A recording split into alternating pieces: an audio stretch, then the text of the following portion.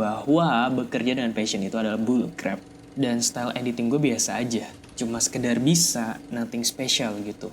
Senang dan sedih, ditinggalkan dan meninggalkan.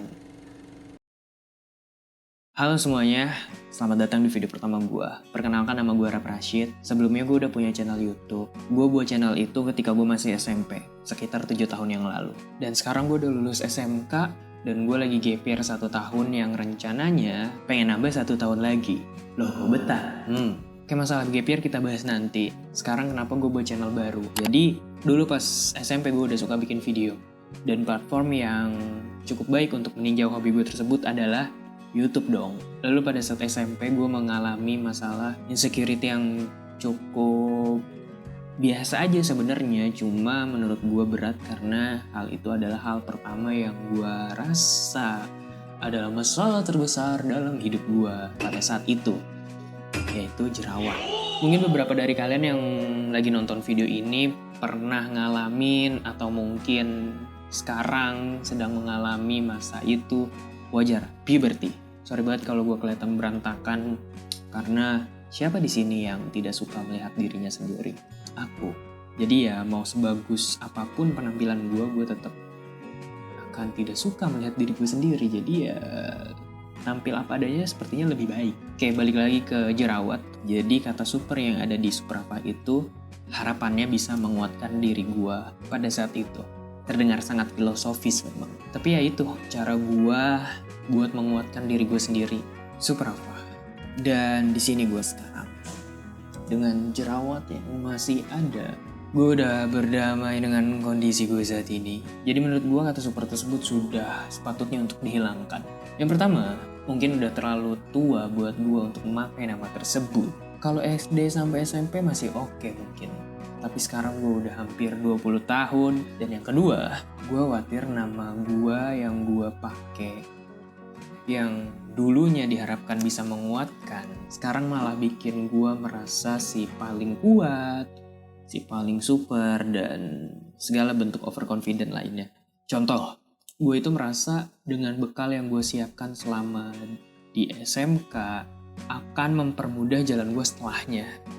Tapi tidak pernah semulus yang kita harapkan, bukan? Kadang kita berharap A, tapi dipatahkan, lalu kita dipaksa untuk menjalankan rute yang B. Jadi mau tidak mau, kita harus menjalaninya. Jadi ya sekarang Rap Rashid masih seperti gua yang dulu, masih seperti dengan gua yang kemarin, tapi mungkin ada sedikit perbedaan aja. Namanya manusia kan, dinamis. Pernah melakukan salah, bodoh dan tolol, senang dan sedih, ditinggalkan dan meninggalkan. Setelah banyak hal lainnya yang ngebantu gue belajar sampai bisa di titik ini sekarang. Ada beberapa hal yang udah gue lewatin dan gue rasain. Khususnya setelah kejadian SNMPTN kemarin, hal itu benar-benar ngerubah gue 80% dari yang sebelumnya. Gagal ya? Ya gagal, tapi tidak seperti yang kalian kira. Ini seru dan patut diceritain, jadi ya... Tapi nanti kita perkenalan dulu, oke? Jadi pas SMK gue merasa suka banget bikin video dan desain grafis. Dari syuting hingga editing.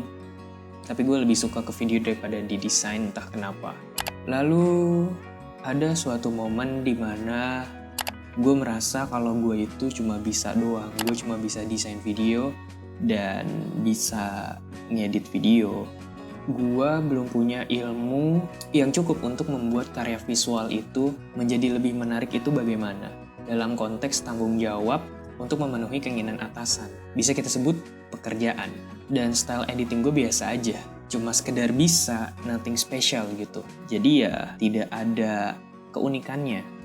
Seperti itulah gue merasa kurang aja dengan skill yang gue punya. Dan ya petunjuk dari semesta. Terima kasih untuk tangan belang yang telah membuat konten ini di Instagram story-nya, bahwa bekerja dengan passion itu adalah bullcrap. Dan itu membuka pikiran gue juga sih. Jadi ya, gue suka desain atau video editing, tapi kalau ngerjainnya karena tuntutan dari atasan, gue merasa belum sanggup. Gue belum punya ilmunya, belum ada pengalaman, tapi ya Dan begitu kan lu nanti bakal punya pengalaman ya. Iya, tapi untuk sekarang ini gue masih mau ngerjain video dengan style gue sendiri tanpa harus memenuhi keinginan atau bertanggung jawab kepada orang lain.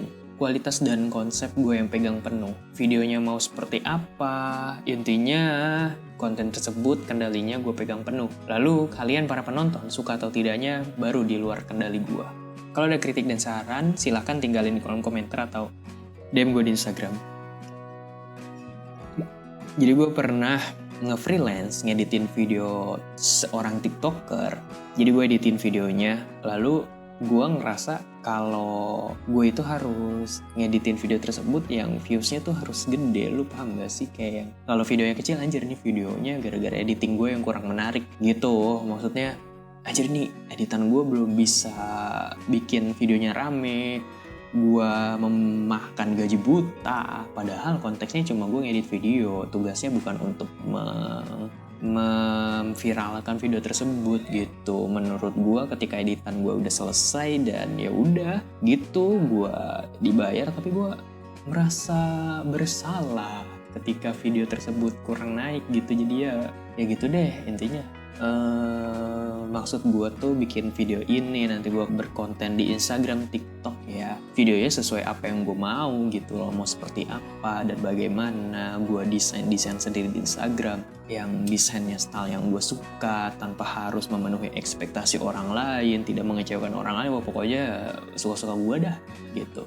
Tapi dengan gue jadi konten kreator di Instagram, TikTok, dan ini YouTube, gue tidak bisa berekspektasi bahwa prosesnya akan cepat. Sedangkan gue butuh uang jajan. Jadi solusinya bagaimana? Ya kerja dong. Sisa waktu yang gue punya setelah kerja ya ini, bikin konten. Dan tahun depan gue udah masuk umur 20 tahun.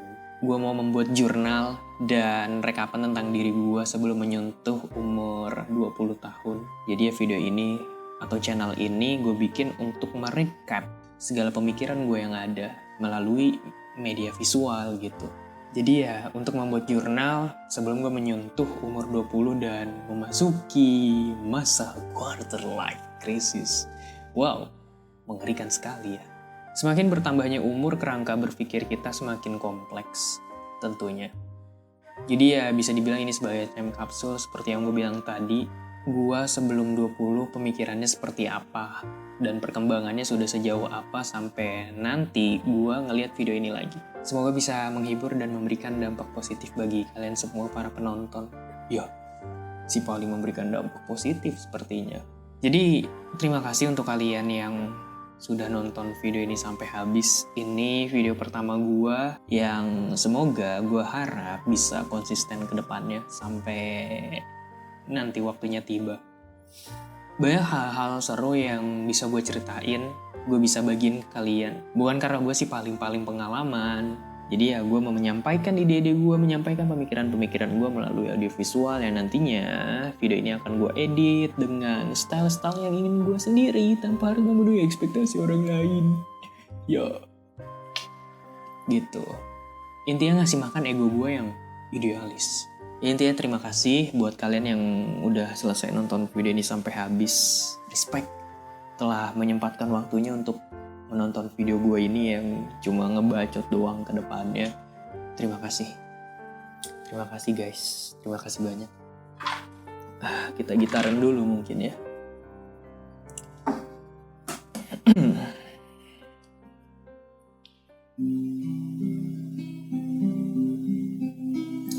Siapa di sini yang namanya hanya diingat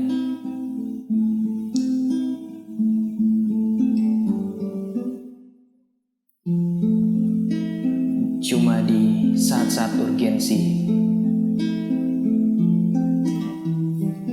ketika mereka senang menanya kabar saja belum pasti.